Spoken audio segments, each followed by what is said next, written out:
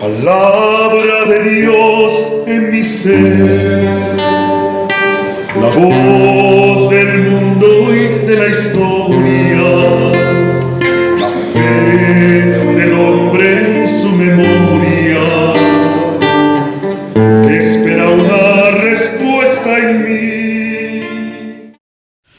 Feliz domingo para todos, queridos hermanos. Estamos en el tercer domingo de Adviento, en el ciclo C.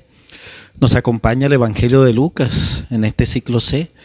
Hoy en el capítulo 3, versículos 10 al 18. Vuelve la liturgia a presentarnos la figura de Juan el Bautista. Si la semana pasada Juan pedía conversión, para este domingo nos da los caminos de esa conversión. Para hacer esta lección, queridos hermanos, primero hagamos oración. Pidamos Espíritu Santo. Ven, Espíritu Santo. Llena los corazones de tus fieles e enciende en ellos el fuego de tu amor. Envía, Señor, tu Espíritu y renovarás la faz de la tierra. Santo Espíritu de Dios, Señor y dador de vida, tú que inspiraste las sagradas Escrituras, inspíranos también a nosotros a entenderla y hacer la vida. Amén. Muy bien, queridos hermanos, dos preguntas en la lección de hoy que van a ayudarnos a analizar el texto. La primera pregunta es: ¿qué debemos hacer? Se va a repetir por todo el Evangelio de hoy. Ti poiesomen, se dice en griego, ti poiesomen. ¿Qué hay que hacer? ¿Qué hay que hacer? La gente reacciona de una buena manera a la predicación de conversión. En los versículos anteriores que vimos la semana pasada, pues el Bautista había predicado la conversión y la gente reacciona de buena manera. Y hay en una primera parte tres grupos que plantean la misma pregunta.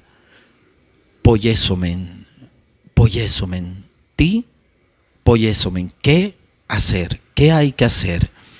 La multitud, pues dice el texto, que la gente le preguntaba: ¿qué debemos hacer? La gente, la multitud.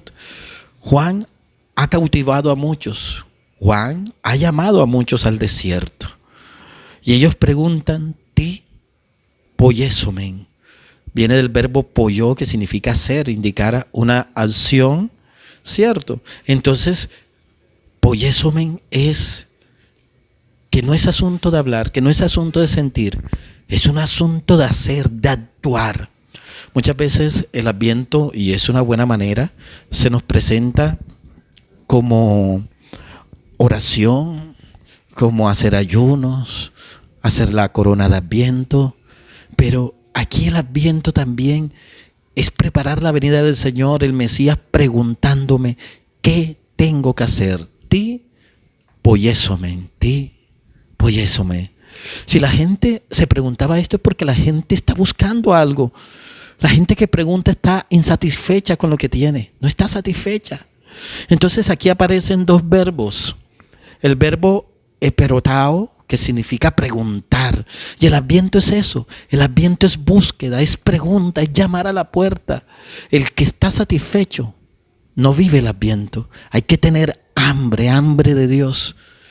Eperotao, preguntar. Y el otro verbo es poiesomen, actuar, hacer. El cambio de nuestras vidas supone un cambio en el actuar. Si sigues haciendo lo mismo, pues seguirá ocurriendo lo mismo. Hay que hacer las cosas distintas para que sucedan cosas nuevas. En el versículo 11 se da la respuesta de Juan el Bautista. El que tenga 2 túnicas, que las reparta con el que no tiene. El que tenga para comer, que haga lo mismo. Aquí se utiliza una palabra para túnica que se traduce por túnica, gitonas. Gitonas viene de gitón, que significa vestido, túnica, todo aquello que sirve para cubrir el cuerpo. Entonces es la necesidad del vestido. Y hay otra palabra, metádoto de metadinomi o metadidomi, que significa compartir. Meta pues es más allá, es con, y didomi significa compartir. Entonces como con dar, lo que uno en castellano dice compartir. La respuesta entonces de Juan es que el Adviento, como buen profesor del Adviento, Juan nos dice que no solamente es oración, ayuno, también es salir de ti mismo, dar de lo tuyo, abrir espacio. Cuando tú quieres algo nuevo, tienes que abrir espacio. Si tú quieres llenar un vaso con agua fresca, tienes que quitar el agua que está allí. Hay que quitar el espacio para que llegue la novedad de Cristo. Entonces hay que dar, hay que salir de nosotros mismos para que ese espacio lo llene el amor de Dios. Y también habla de comida. La respuesta de Juan entonces es: sal de ti mismo y comparte. Ahora, queridos hermanos, hay un segundo grupo. En este grupo están los cobradores de impuestos, en el versículo 12 al versículo 13. En el versículo 12 pues se habla de los publicanos que también vinieron a bautizarse y le dijeron: maestro, ¿qué debemos hacer?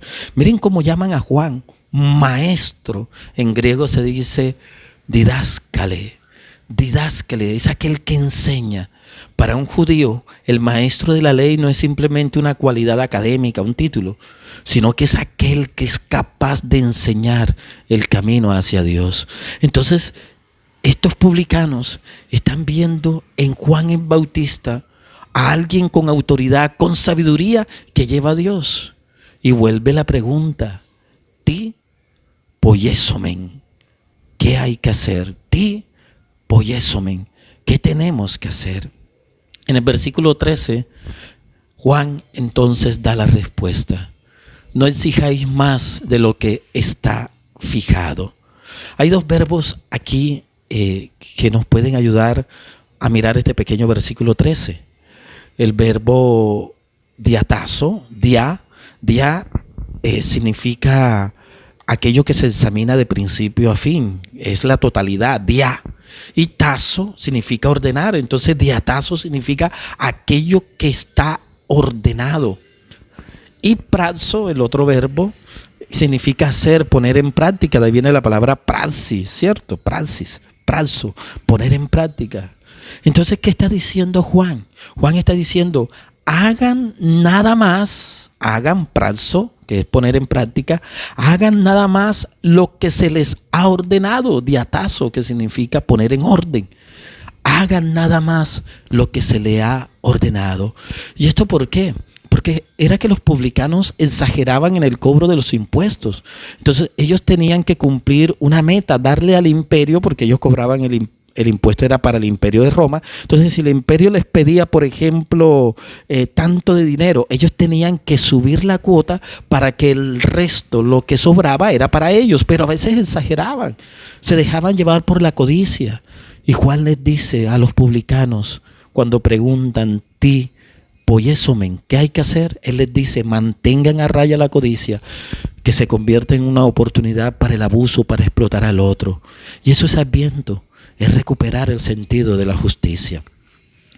Ahora, queridos hermanos, pasamos a otro grupo de personas en el versículo 14. Y es el grupo de aquellas personas que dice la traducción preguntándole también unos soldados: ¿y nosotros qué debemos hacer? Él les dijo: no hagáis extorsión a nadie, no hagáis denuncias falsas y contentaos con vuestra soldada. En griego se utiliza esta palabra larga y un poco difícil de leer. Bueno, para mí, que no soy ni conocedor del griego. Aquí dice estrateuomenoi.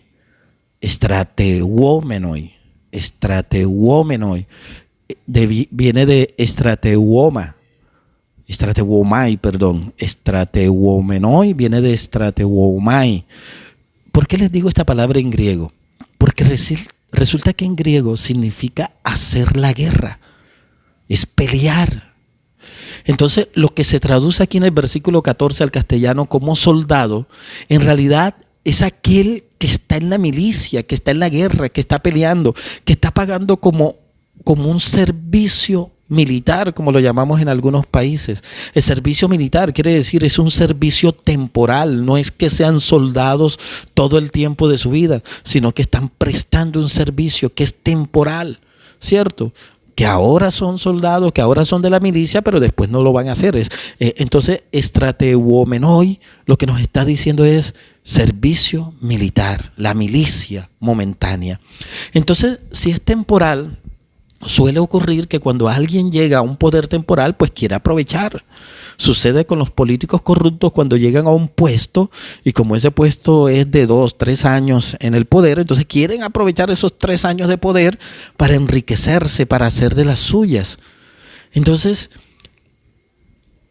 los de la milicia tienen el poder de las armas.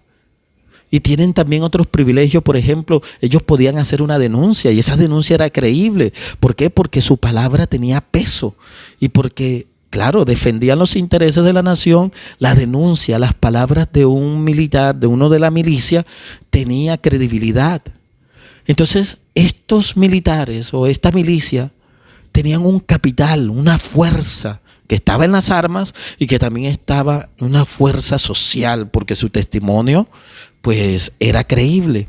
Y ellos también hacen la pregunta, ti poiesomen, que significa qué hacer, qué tenemos que hacer, ti poiesomen.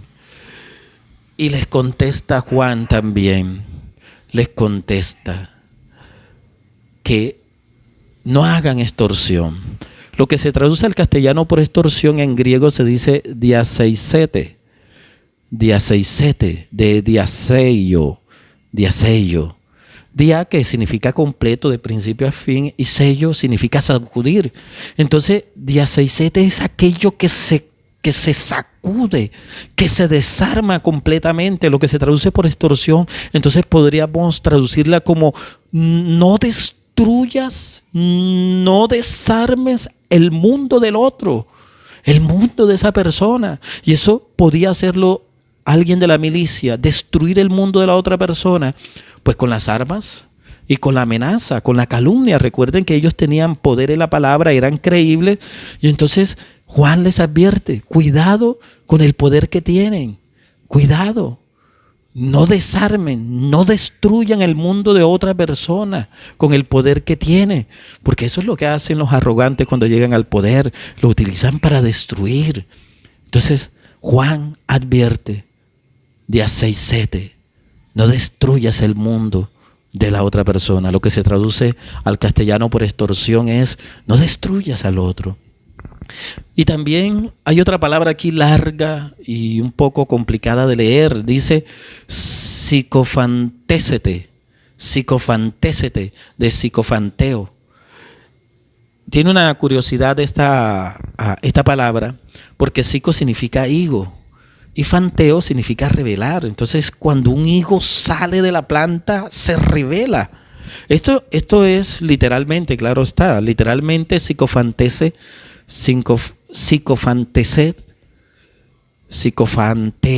significa eso, sacar algo.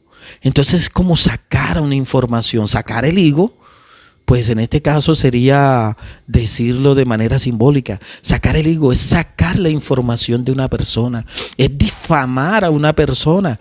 Y si esa información que saca es falsa, se convierte en una calumnia.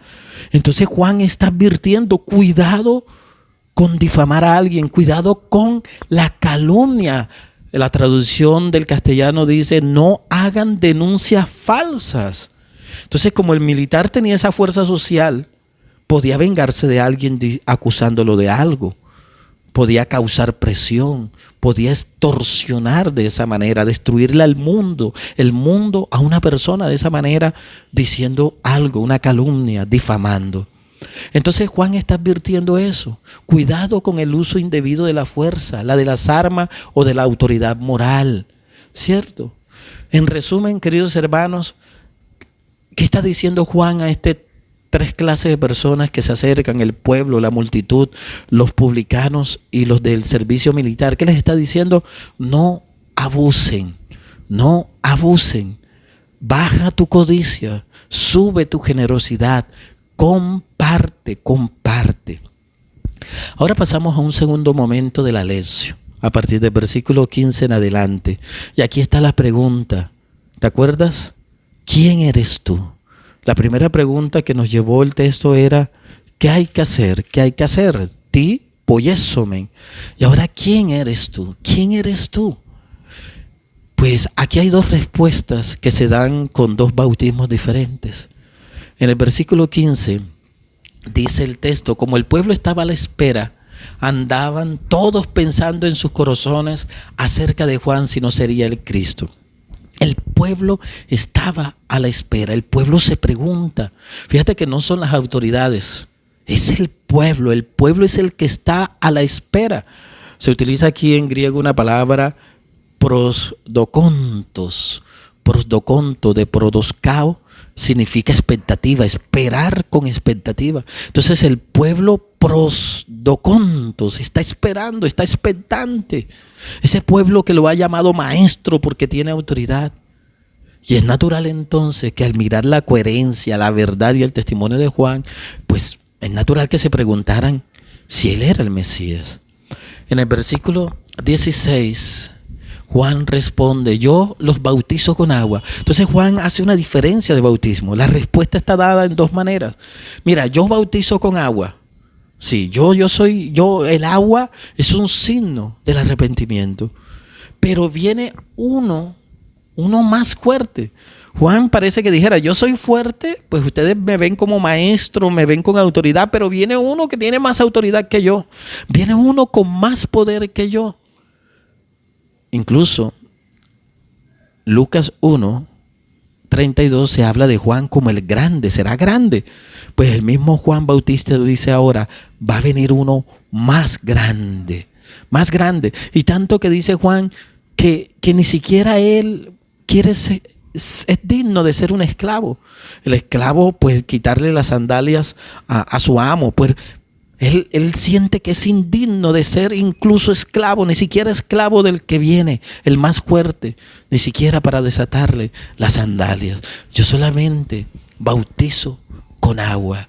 Y en el versículo 16 también se va a decir, pero va a venir Él que bautizará en Espíritu Santo y fuego. Este es un bautismo doble, es un bautismo en el Espíritu para aquel que acepta a Cristo, para aquel que recibe su mensaje, para aquel que se llene de Cristo, del Mesías que viene, pues va a recibir Espíritu Santo. Pero también es un bautismo de fuego, es la consecuencia para aquel que rechace a Cristo. Para aquel que rechace a Cristo sería el fuego del juicio. Entonces la humanidad, pues estamos en dos caminos. En ese bautismo del Espíritu, que es aceptar a Cristo en nuestra vida como Mesías y Salvador, o rechazarlo, y es el bautismo de fuego que viene como juicio. En el versículo 17 se nos trae entonces las consecuencias de todo esto. Las consecuencias, dice, en su mano tiene el bieldo para limpiar su era y recoger el trigo en su granero, pero la paja la quemará con fuego que no se apaga. Dice aquí, en la mano va a tener el bieldo para limpiar su era y recoger el trigo. Limpiar, aquí se dice diacatarai,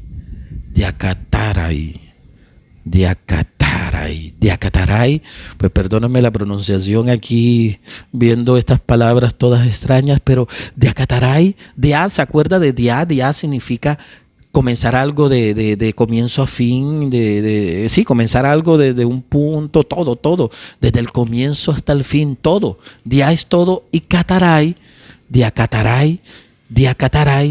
significa limpiar, purificar. Catarai, de ahí viene la palabra catarsis. Incluso el nombre Catarina o Catalina viene de catarai, que significa limpiar, purificar. Entonces, dia catarai significa purificarlo todo. Y esta es una descripción muy fuerte, una descripción que tiene que sacudir a los indiferentes. Mira, si tú no te decides por Cristo, dia catarai, vas a ser purificado en el fuego. ¿Qué cosa? Estas palabras, queridos hermanos, de Juan el Bautista están en la línea de los profetas que hablaban del día de la ira del Señor. Por ejemplo, Isaías 29:6 habla así, de esa manera. La pregunta es, ¿Cristo obró de esta manera como está diciendo Juan el Bautista, que va a venir a limpiar, a purificar, que va a quemar la paja que no se apaga, con fuego que no se apaga. Y entonces, ¿te acuerdas de una pregunta en Lucas 7:20? Juan el Bautista, cuando está en la cárcel, le manda a preguntar a Cristo, a Jesús: ¿eres tú o hay que esperar a otro? Porque Juan estaba predicando esto tan fuerte y él ve que Jesús pues va como por otra línea. Entonces Cristo no cumplió lo que estaba diciendo Juan. Sí lo cumplió, porque Cristo sí trajo fuego. Cristo sí vino a purificar. Y esa dura purificación la hizo Cristo en su propio cuerpo, en la cruz, en la pasión. Entonces Cristo sí cumplió lo que dijo Juan el Bautista. Vino a purificar. Y esto es una sorpresa, queridos hermanos. Dios purifica, pero en el cuerpo de Cristo, en su pasión bendita. Esa es la gran sorpresa del amor de Dios. Y vamos al versículo 18, que ya es el último versículo de esta lección que nos propone hoy la liturgia. Y con otras muchas exhortaciones anunciaba al pueblo la buena noticia. La buena noticia, en griego se dice evangelizeto, de evangelizo, que significa buena noticia. Entonces, la conversión no es una mala noticia. La buena noticia es que con la conversión lo que Dios trae es su amor, su presencia. Si es una buena noticia la venida del Mesías, porque Él va a acabar con la confusión, va a quitar todo aquello que cause confusión. Mire, si alguien que se está portando bien ve que el mal, aquel que hace el mal, le va mejor, le va bien, entonces esa persona se hace esa pregunta terrible: ¿de qué sirve ser bueno si al malo le va mejor, le va bien? Pues Cristo es el que viene a quitar esa confusión. ¿Y cuándo se da esa purificación? Pues ya pasó, querido hermano. Ya pasó esa purificación en el cuerpo de Cristo, en su pasión. Esa purificación se va a dar también en cada uno de nosotros cuando el que cree acepte a Cristo y acepta su obra de purificación en la vida, que trae claridad y limpieza al corazón. Dime si esto no es una buena noticia. Dime si esta conversión que nos lleva a ser purificados de Cristo no es una buena noticia. Entonces, esta es la alegría, y el Evangelio de Lucas lo va a traer en todo su contenido. Es el Evangelio de la alegría. ¿Te acuerdas en el capítulo 15 cuando se dice que hay más alegría en el cielo por un pecador convertido que por 99 justos? En ese capítulo 15, hablando del hijo pródigo, también se dice que ese hijo pródigo, cuando vuelve a casa, hay una fiesta, hay una alegría. Esta es la buena noticia. La buena noticia de que Cristo viene a purificarnos, viene a aclararnos el corazón, viene a darnos de su amor, de su Santo Espíritu, bautismo de Espíritu Santo, viene a darnos claridad y limpieza a nuestros corazones. Para la gloria de Dios, amén.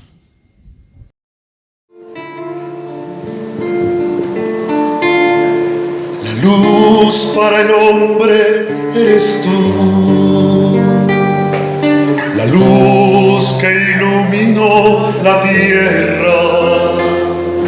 Yo soy un pobre que te espera,